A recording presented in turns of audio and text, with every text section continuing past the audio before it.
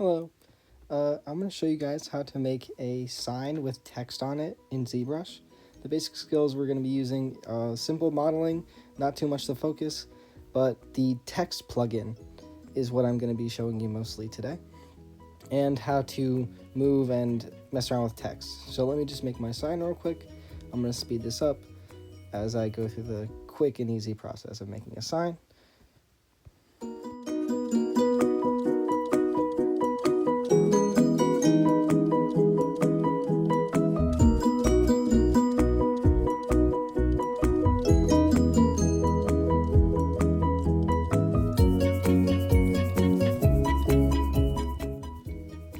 Just putting the final touches on, and then what we're going to do is just simply take our little awful sign and remesh it by union.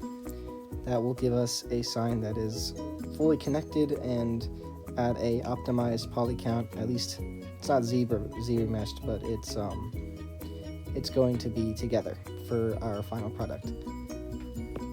So now we're going to go to Z plugin and text 3D and vector shapes. When you click that, you can see all the options.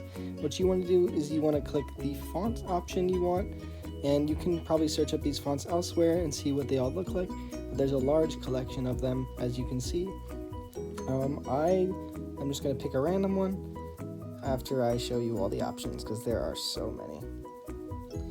And then when you want to type what you actually want, you can click new text, but there's also bold options and all these different text modifiers. So let me just type in my little message that I want to put on the sign. Okay, there we go. And yes, that is my message. They are great. I would love to adopt a raccoon one day if possible. Okay, so now when you get your text on the screen, it's going to be unproportionally large. So what you want to do is you want to adjust the size of it to match the size of your subject.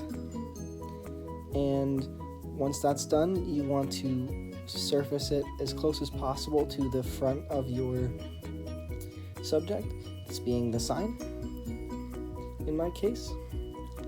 And then you're wondering, okay, how would you then separate the text and get it to be fully on the sign?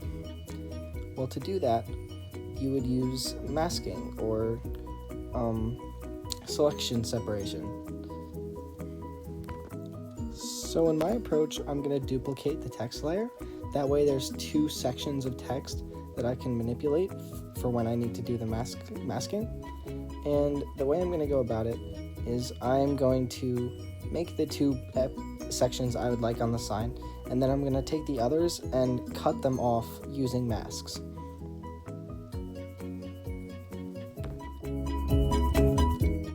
So I'll show you that now.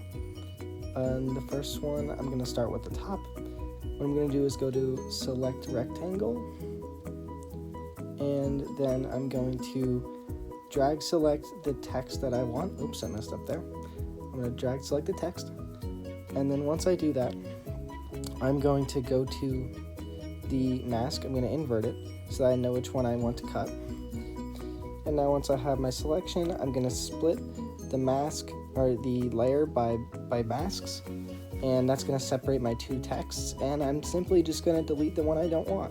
And that's why I made the duplicate at the bottom. That way I don't have to insert the text of "they eat my trash."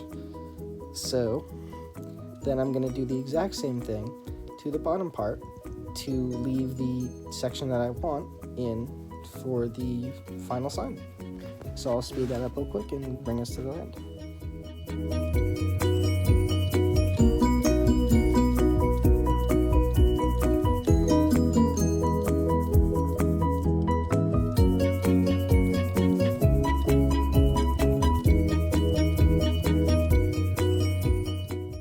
Okay, and that's done.